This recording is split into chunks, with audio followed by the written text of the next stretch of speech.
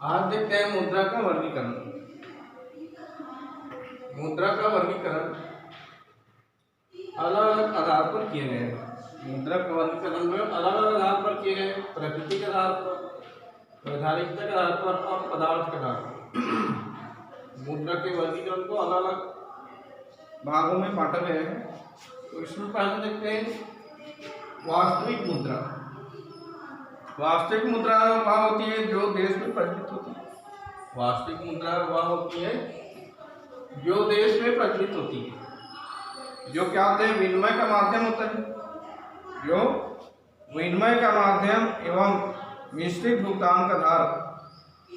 वास्तविक मुद्रा वह मुद्रा होती है जो वास्तव में क्या होती है? देश में प्रचलित होती है, जिसका प्रचलन होता है। और ये जो मुद्रा होती है वो मूल्य के मापक का आधार होती है, मिश्रित भुगतानों का आधार होती है। इसको हम वास्तविक मुद्रा कहते हैं। और ये भी होता है कि वास्तविक मुद्रा में वस्तुओं का क्रय विक्रय किया जाता है। वास्तविक मुद्रा में वस्तुओं का क्रय विक्रय, लेन देन या वस्तु और सेवाओं का क्रय विक्रय, लेन देन किया जाता है। इसको हम क्या कहते हैं? वास्तविक मुद्रा कहा जाता है। दूसरा है हिसाब किताब की मुद्रा या हिसाब की मुद्रा। हिसाब की मुद्रा, इसमें हिसाब रखा जाता है। हिसाब की मुद्रा वह मुद्रा होती है जिसमें हिसाब रखा जाता है। हिसाब की मुद्रा में हिसाब रखा जाता है। हिसाब की मुद्रा कहलाती है। और इसमें हम देखते हैं वास्तव में यदि हम देखें वास्तविक मुद्रा और हिसाब की मुद्रा दोनों ही की।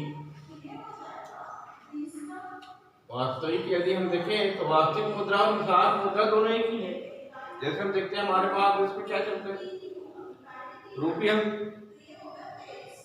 इंग्लैंड में पाउंड चलता है। ये सामान्य स्थिति में दोनों अलग अलग मुद्राएं हैं। देश में, भारत देश में रुपया है और इंग्लैंड में यदि हम देखें तो वहाँ पाउंड चलता है। दोनों मुद्रा अलग अलग है। लेकिन यदि देश में संकट की स्थिति उत्पन्न होती है, संकट की स्थिति में क्या होती है? देश की मुद्रा में एक हिसाब मुद्रा में परिवर्तित हो जाती है। मतलब जैसे रुपया की कीमत हमें बढ़ती बढ़ती रहती है, परिवर्तन होता है। अब यदि हम देखें तो हमारे भारत देश में इसके आधार पर, डॉलर के आधार पर ही मुद्रा का क्या किया जाता है? मापन किया जाता है। मुद्रा का मापन किया जाता है। देश की मुद्रा में परिवर्तन होता रहता है। अब इसी परिवर्तन के परिणाम स्वरूप यदि हम देखें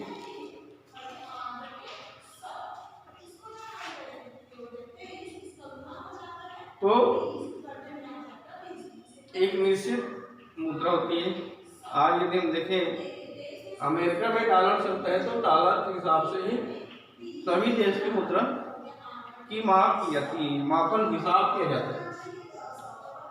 जर्मनी में प्रथम विश्व युद्ध हुआ। जर्मनी में क्या हुआ? प्रथम विश्व युद्ध हुआ। उस समय जर्मनी की वास्तविक मुद्रा मार्क थी।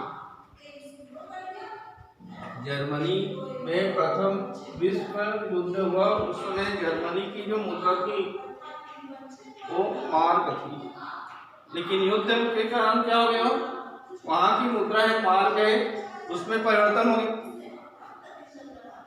काफी परिवर्तन हो गए।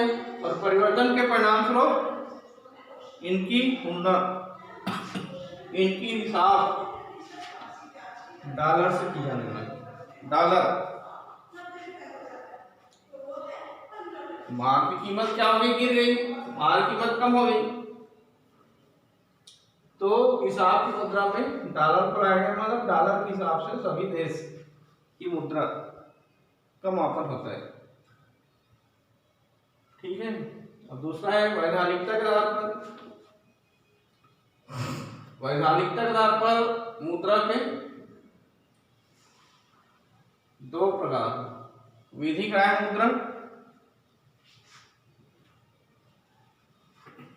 विधिग्राह्य मुद्रा, और दूसरा है ऐच्छिक मुद्रा। वैधानिकता के आधार पर मुद्रा को दो भागों में बांटा गया है, विधिग्राह्य मुद्रा और ऐच्छिक मुद्रा। विधिग्राह्य मुद्रा वह मुद्रा होती है जिसे स्वीकार करना प्रत्येक व्यक्ति के लिए अनिवार्य होता है। विधिग्राह्य मुद्रा वह मुद्रा होती है जिसे प्रत्येक व्यक्ति को स्वीकार करना अनिवार्य होता है। इसके पीछे क्या होती है? कानूनी शक्ति होती है, कानून द्वारा इसको मान्यता दी गई है। कानूनी शक्ति होती है, विधि मतलब कानून, कानून द्वारा इसको मान्यता दी गई है और इसके पीछे कानूनी शक्ति कार्य करती है। स्वीकार न करने की स्थिति में यदि कोई व्यक्ति विधिग्राह्य मुद्रा को स्वीकार नहीं करता है तो ऐसी स्थिति में हम क्या कर सकते हैं? सरकार द्वारा, कानून द्वारा उसको दंड दिया जा सकता है। ये विधिग्राह्य सभी को स्वीकार करना है, इस प्रकार की मुद्रा को सभी को स्वीकार करना है। यदि कोई व्यक्ति स्वीकार नहीं करता है तो शासन ने, सरकार ने उनको दंड दिया जाता है। अब हम देखते हैं विधिग्राह्य मुद्रा को दो भागों में बांटा गया है, जिसके दो प्रकार हैं, सीमित विधिग्राह्य और असीमित विधिग्राह्य। सीमित विधिग्राह्य मुद्रा वह मुद्रा होती है जिसे एक निश्चित सीमा तक स्वीकार करना सभी के लिए कानून संबंधी। सीमित विधिग्राह्य मुद्रा वह मुद्रा होती है जो एक निश्चित सीमा तक सभी को स्वीकार करना अनिवार्य होता है, सभी को स्वीकार करना जरूरी होती है।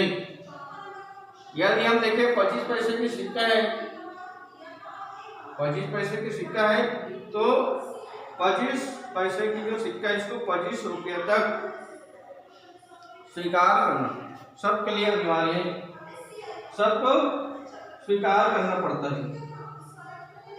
सबको क्या करना पड़ता है? स्वीकार करना पड़ता है। इसके बाद यदि हम 25 रुपये के बाद 25 पैसे के सिक्का यदि किसी को हम देते हैं तो ये अस्वीकार भी कर सकते हैं, क्योंकि 25 रुपये तक 25 के सिक्का ले सकते हैं। उसके बाद यदि हम और आराम से 25 पैसे के और सिक्के उसको देते हैं तो स्वीकार नहीं करेगा, तो इसमें किस प्रकार की दंड नहीं दिया जाएगा। असीमित विधिग्राह्य, सीमित विधिग्राह्य, इसके बाद असीमित विधिग्राह्य। असीमित विधिग्राह्य मुद्रा वह मुद्रा होती है जिसे सभी लोग किसी भी सीमा तक, असीमित विधिग्राह्य मुद्रा वह मुद्रा होती है जिसको किसी भी सीमा तक स्वीकार करने के लिए, किसी भी सीमा तक स्वीकार करने के लिए या स्वीकार करते हैं और उसका भुगतान करते हैं। भुगतान करने के लिए बाध्य है, भुगतान करने के लिए क्या है? वो बाध्य है। इसे यदि कोई व्यक्ति स्वीकार नहीं करता है तो इसको भी दंड दिया जा सकता है। असीमित विधिग्राह्य में भी क्या होता है? असीमित विधिग्राह्य मुद्रा वह मुद्रा होती है जिसे सभी लोग किसी सीमा तक स्वीकार करने के लिए बाध्य होते हैं। यदि वे अस्वीकार करता है तो उसको दंड दिया जा सकता है। जैसे उदाहरण के लिए हम देखते हैं 50 रुपये से लेकर के आगे यदि हम देखें तो 50 पैसे से लेकर के 2000 के नोट हम देखते हैं, ये सब क्या है? असीमित विधिग्राह्य, मतलब सभी इसको स्वीकार करते हैं, जितनी मात्रा में हो स्वीकार कर सकते हैं। इसके लिए कोई सीमा बंधन नहीं है। असीमित विधिग्राह्य के लिए कोई सीमा बंधन नहीं है, कितने रुपए तक आप स्वीकार करोगे, इसके लिए किसी प्रकार की सीमा नहीं होती। और इसके बाद दूसरा है ऐच्छिक मुद्रा। ऐच्छिक मुद्रा वह मुद्रा होती है जिसे स्वीकार करना अथवा,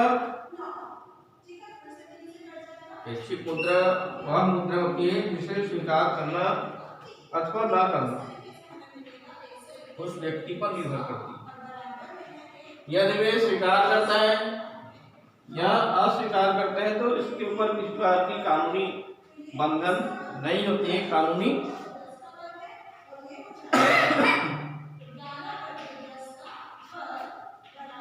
कानूनी कार्रवाई नहीं की जाती। उनकी इच्छा पर निर्भर करती है, वो स्वीकार करें या ना करें उस व्यक्ति पर निर्भर करती है, इसलिए ऐच्छिक मुद्रा करती है। पदार्थ के आधार पर मुद्रा को दो भागों में बांटा गया, धातु मुद्रा और पत्र मुद्रा। धातु मुद्रा वह होती है जो धातु की बनी होती है, धातु मुद्रा वह होती है जो धातु के द्वारा बनाई जाती है या धातु की बनी होती है, जैसे सोना है, चांदी है, तांबा है, गिलट आदि की बनी होती है, उसे धातु मुद्रा कहते हैं। धातु के द्वारा बनी होती है, सोना, चांदी, लोहा, गिलट, तांबा आदि के द्वारा बनी होती है, इसको हम धातु मुद्रा कहते हैं। जो सोना और चांदी की जो मुद्रा चलती थी प्राचीन काल में, सोना चांदी की जो प्राचीन काल में मुद्रा चलती थी धातु की, ये काफी प्रचलित थी प्राचीन काल में, इनको सभी लोग स्वीकार करते थे। उनका आंतरिक और बाह्य मूल्य, जो धातु मुद्रा है इनका आंतरिक एवं बाह्य मूल्य बराबर होते। धातु मुद्रा जो सोना चांदी की प्राचीन काल में मुद्रा चलती थी, इनको यदि हम देखें तो इनकी बाह्य और आंतरिक दोनों कीमत या मूल्य इसकी बराबर होती थी। इस प्रकार ये हो गया धातु की मुद्रा। अब धातु की मुद्रा को दो भागों में बांटा गया, प्रामाणिक और सांकेतिक।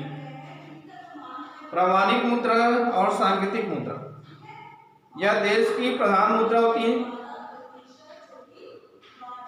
प्रामाणिक मुद्रा क्या होती है? यह देश की प्रधान मुद्रा होती है। प्रामाणिक मुद्रा देश की मुख्य मुद्रा होती है। इसी के आधार पर वस्तुओं और सेवाओं का, इसी के आधार पर क्या की जाती है? वस्तुओं एवं सेवाओं का मूल्य आंका जाता है। इसी के आधार पर क्या की जाती है? वस्तुओं और सेवाओं का मूल्य आंका जाता है।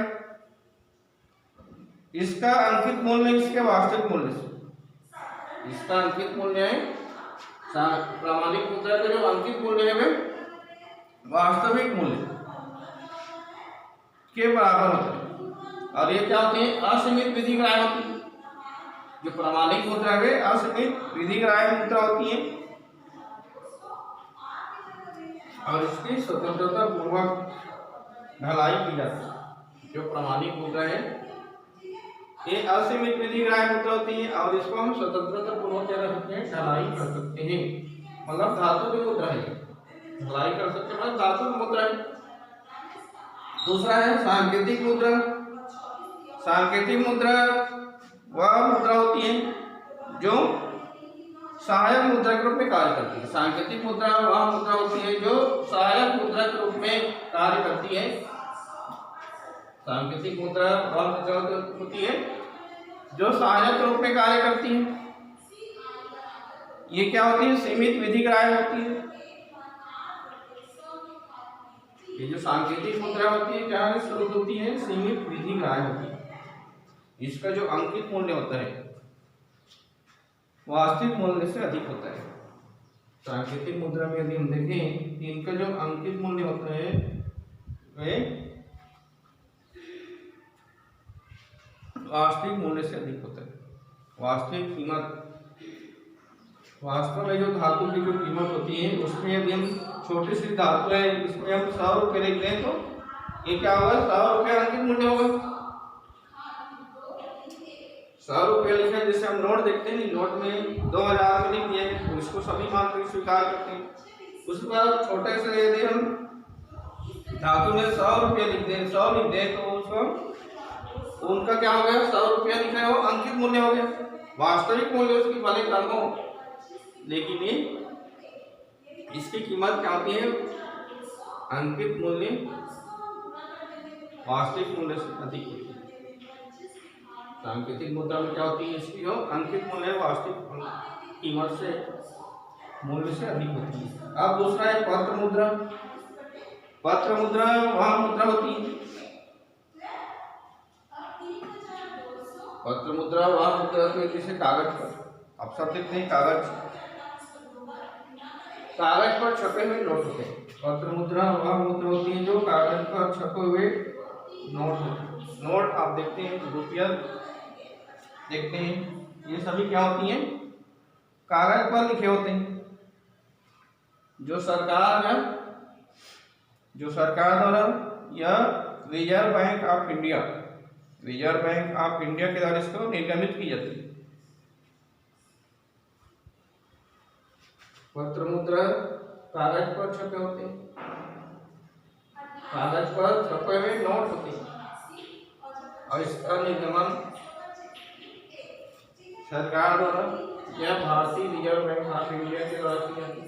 ये क्या होती है, असीमित विधिक राय होती है। ये जो मुद्रा होती है असीमित विधिक राय मुद्रा होती है। हम अधिक मात्रा में इसको स्वीकार करते हैं।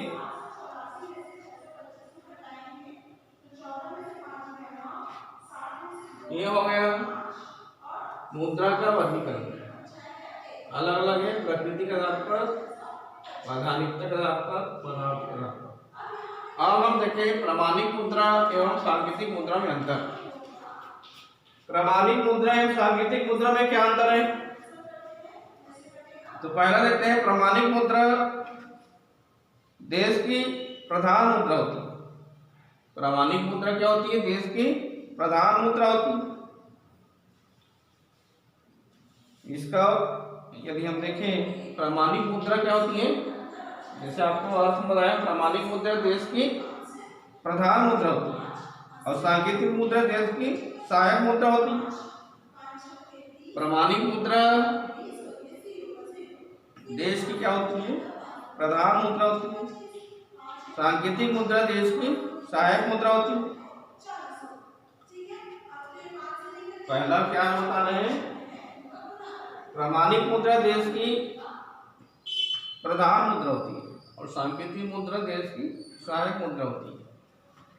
दूसरा, प्रमाणिक मुद्रा में अंकित मूल्य और वास्तविक मूल्य, प्रमाणिक मुद्रा में अंकित मूल्य और वास्तविक मूल्य दोनों क्या होती है? बराबर होती है। और सांकेतिक मुद्रा में इसका जो अंकित मूल्य है वास्तविक मूल्य से अधिक होती है। सांकेतिक मुद्रा में क्या होती है? इसकी अंकित मूल्य वास्तविक मूल्य से अधिक होती है। और तीसरा है, प्रमाणिक मुद्रा क्या होती है? प्रमाणिक मुद्रा क्या होती है? ये क्या होती है? असीमित विधिक राय होती है। प्रमाणिक मुद्रा क्या होती है? असीमित विधिक राय होती है। इसको हम अधिक मात्रा में स्वीकार कर सकते हैं और सांकेतिक मुद्रा को अधिक मात्रा में स्वीकार नहीं किए जाते। मतलब प्रमाणिक मुद्रा असीमित विधिक राय होती है और सांकेतिक मुद्रा सीमित विधिक राय होती है। ये अंतर आपको बताना है। अंतर आता है, प्रमाणिक मुद्रा का टंकन स्वतंत्रता पूर्वक होता है। प्रमाणिक मुद्रा का जो टंकन होता है ये क्या होता है? स्वतंत्रता पूर्वक होता है। और सांकेतिक मुद्रा का टंकन सीमित होता है। सांकेतिक मुद्रा का जो टंकन होता है वह सीमित मात्रा में होता है। प्रमाणिक मुद्रा में ही वस्तु और सेवाओं का, प्रमाणिक मुद्रा ही क्या करती है? वस्तु और सेवाओं का मूल्य निर्धारित करती है। प्रमाणिक मुद्रा ही क्या करती है? वस्तु और सेवाओं का मूल्य निर्धारण करती है, निर्धारित होती है। सांकेतिक मुद्रा का सांकेतिक मुद्रा के आधार पर वस्तु और सेवाओं का मूल्य निर्धारण नहीं होता है। तो ये अंतर हो गया, 5 अंतर है। ठीक है, ये हो गया अंतर। इसके बाद धातु मुद्रा एवं पत्र मुद्रा में अंतर। धातु मुद्रा किसके द्वारा बनी होती है? धातु की बनी होती है। धातु मुद्रा धातु की बनी होती है और पत्र मुद्रा कागज की बनी होती है। धातु मुद्रा भारी होती है। धातु मुद्रा क्या होती है? भारी होती है, वे अधिक स्थान घेरती है। क्या बताना है? पहला क्या बताओगे? धातु मुद्रा धातु की बनी पत्र मुद्रा कागज की बनी होती है।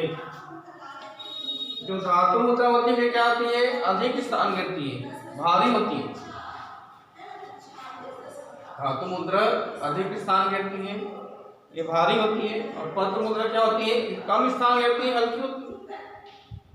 जो पत्र मुद्रा होती है कागज की बनी होती है, इसलिए हल्की होती है और ये कम स्थान घेरती है। तीसरा है धातु मुद्रा। धातु मुद्रा क्या होती है, अत्यंत महंगी होती है। धातु मुद्रा अत्यंत महंगी होती है और पत्र मुद्रा क्या होती है, अत्यंत सस्ती होती है। धातु मुद्रा यदि हम देखें ये महंगी होती है, धातु मुद्रा अत्यंत महंगी होती है, पत्र मुद्रा अत्यंत सस्ती होती है।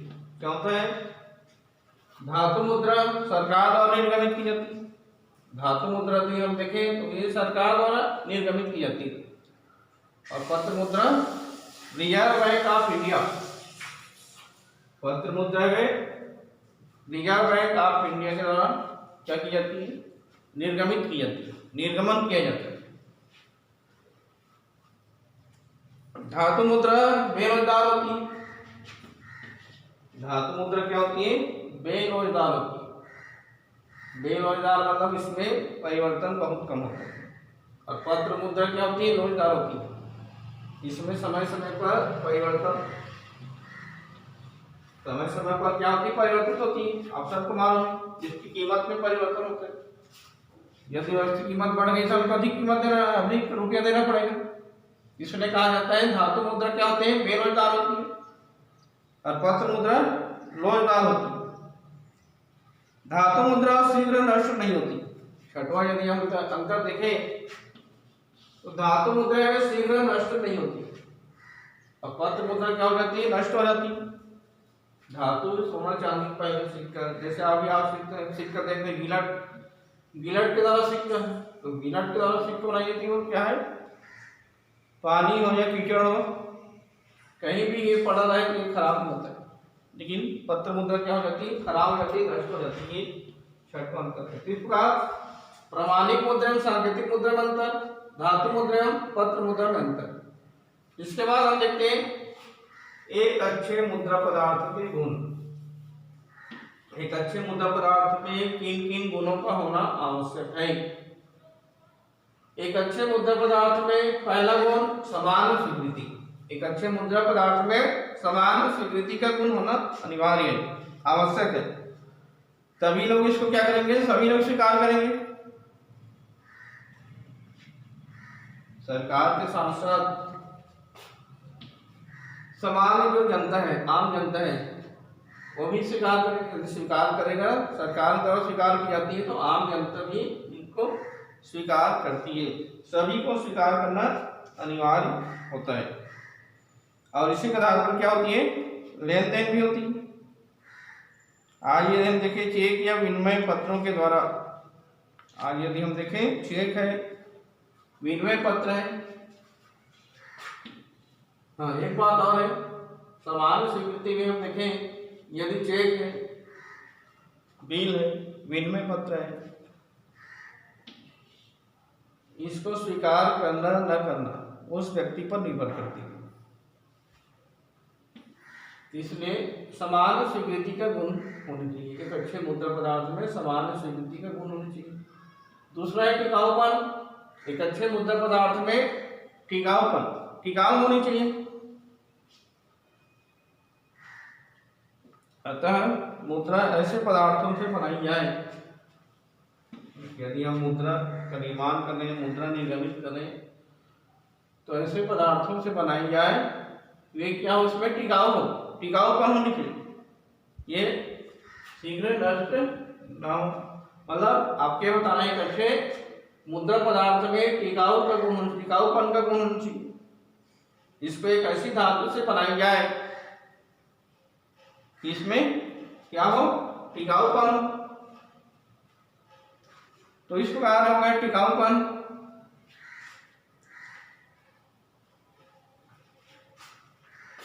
आज हम देखते हैं कि सोना चांदी के द्वारा, पहले प्राचीन काल में सोना चांदी के द्वारा सिक्का बनता था। ये काफी टिकाऊ, इसमें टिकाऊपन अधिक पाई जाती है, हजारों साल तक ये टिकाऊ। इसमें क्या नष्टता का गुण नहीं पाया जाता। वहनीयता, एक अच्छे मुद्रा पदार्थ में वहनीयता का गुण होना चाहिए।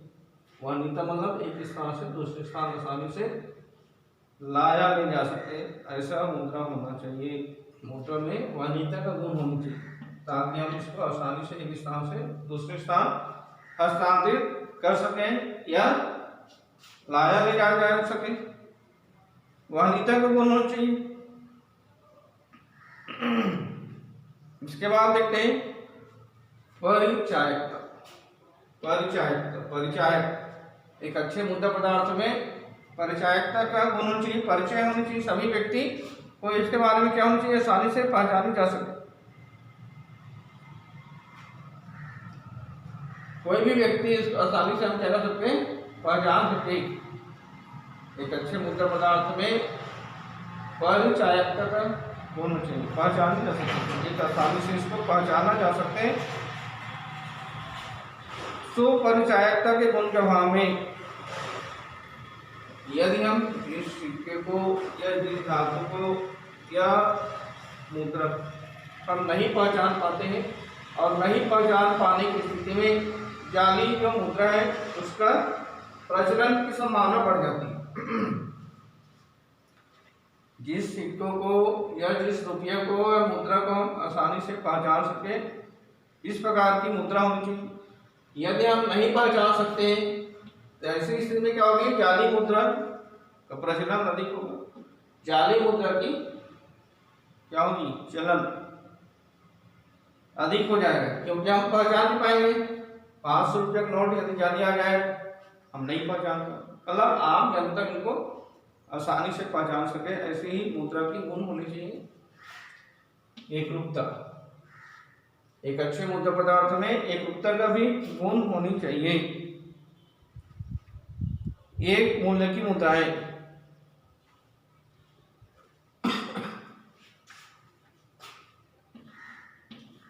एक मूल्य की मुद्राएं एक ही प्रकार की हो। यदि हम देखते हैं कि मुद्रा है, चाहे धातु की मुद्रा हो या पत्र मुद्रा हो, एक ही प्रकार की मुद्रा की कीमत एक समान होनी चाहिए। जैसे 500 रुपया अंकित है तो 500 रुपया जितने भी आप नोट देखते हैं सभी एक समान होती है, एकरूपता पाई जाती है, इसमें भिन्नता नहीं पाई जाती है। मतलब 500 रुपये के नोट और 100 रुपये के नोट और 2000 रुपये के नोट, इसमें भिन्नता होती है। मतलब एक ही अंकित मूल्य में एकरूपता होनी चाहिए। जितने भी रुपया 500 रुपया की नोट है तो सभी 500 मुद्रा रुपये की नोट एक समान होनी चाहिए। 1 रुपया की नोट है, 1 रुपया की नोट समान होनी चाहिए। ये है एकरूपता होनी चाहिए। नोटों में, मुद्रा में एकरूपता होना आवश्यक है। इसके बाद देखते हैं मूल्य में स्थायित्व। एक अच्छी मुद्रा पदार्थ में आवश्यक है, एक अच्छी मुद्रा पदार्थ के लिए आवश्यक है कि मूल्य में क्या हो, स्थिरता होनी चाहिए, स्थायित्व होनी चाहिए, मूल्य स्थिर होना चाहिए। इसमें समय समय पर बदलाव नहीं होना चाहिए। और इसमें हम देखते हैं, आज यदि हम देखें तो पत्र मुद्रा प्रचलित है। पत्र मुद्रा की जो मूल्य होती है इसमें अस्थिरता पाई जाती है, इसमें परिवर्तन होता है। लेकिन जो धातु की मुद्रा है, धातु की मुद्रा क्या होती है, आप सब जानते हैं, आंतरिक और बाह्य जो कीमत होती है वे बराबर होती है। धातु मुद्रा की आंतरिक और बाह्य जो कीमत होती है ये स्थिर होती है, स्थायित्व तो गुण पाया जाता है। इस दृष्टि से यदि हम देखें तो धातु की मुद्रा काफी लोकप्रिय है। यह हो गया एक अच्छे मुद्रा पदार्थ के गुण। ठीक है, इतना आज के लिए।